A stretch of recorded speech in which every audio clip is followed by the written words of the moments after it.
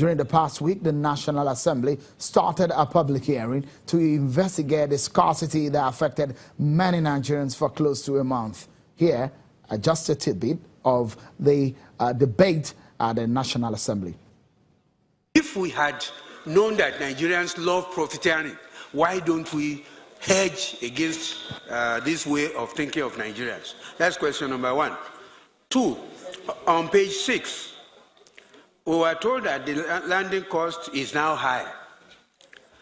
I said how much? That has been given at about 171 now.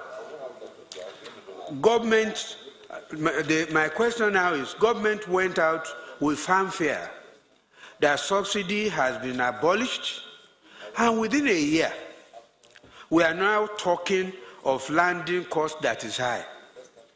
Did government not do its own work properly before arriving at the benchmark price of 145 per litre? That's the second question. Question number 3, manpower shortage, as stated by NNPC. And that is page 8 of your presentation. When the reorganization of NNPC started, we were made to understand that a pool of staff, almost up to 6,000, were found redundant and had been kept in a pool for gradual release to active work as people retire. How come that we now have manpower shortage? Thank you. The essence of this sitting is not on whether there is subsidy or no subsidy.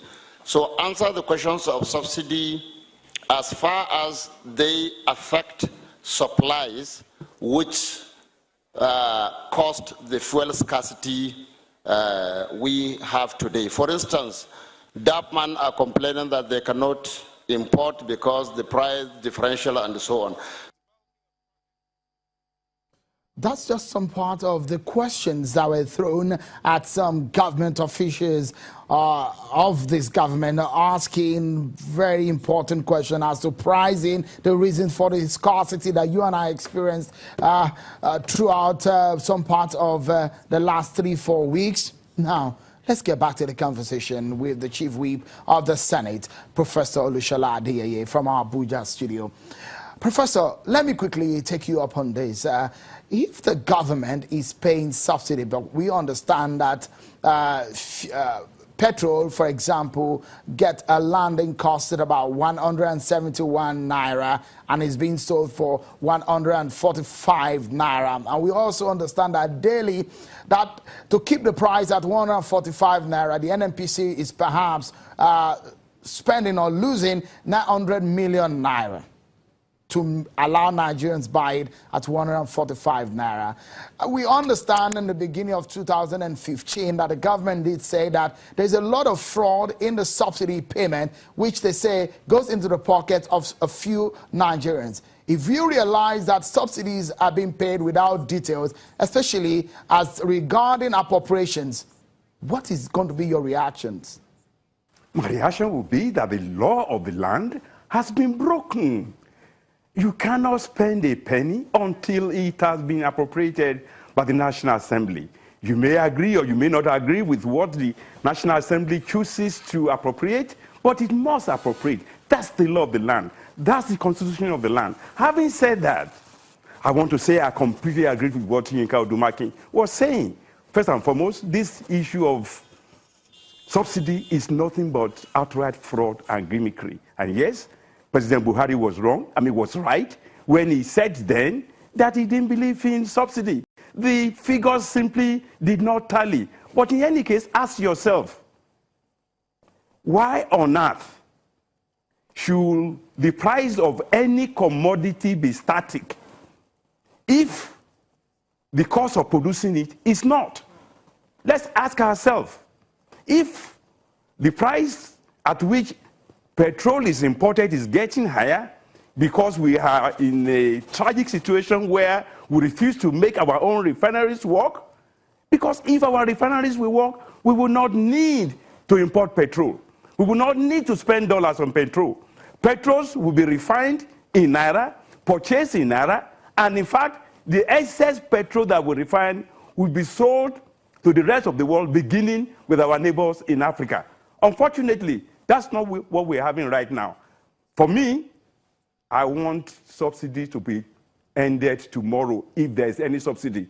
I don't even believe there is subsidy. I believe what we have is a cartel, a cabal, a mafia, riding the nation roughshod as they please. I believe what we need to do is to say, okay, we're going to be honest with this republic. Whatever the cost of petrol is, that's what we will sell. Prof, by the grace of God, we are hoping. Sorry, if I may quickly butt in, Professor. If I may quickly butt in, it brings to the fore the issue of the PIB. One phase of it has been passed, based on the floor of the Senate. We saw that happen. But there are other segments of the PIB which are still left hanging. Then it calls to question the role of the National Assembly, because the PIB is said that it will sanitize the industry. Is there also a cartel in the lawmaking chambers that is holding the bill that should sanitize the sector? I don't see any cartel in the National Assembly. I say that in good conscience for two reasons. First, I myself am a member of the Petroleum Committee, and I know how hard we have worked against all the tide. I know that in the 7th National Assembly, attempts were made, and they never went as far as we have gone. I believe that before the termination of this 8th National Assembly, all aspects of the PIB bill will have been passed, and by the grace of God, we will have a liberal petrol policy in this country.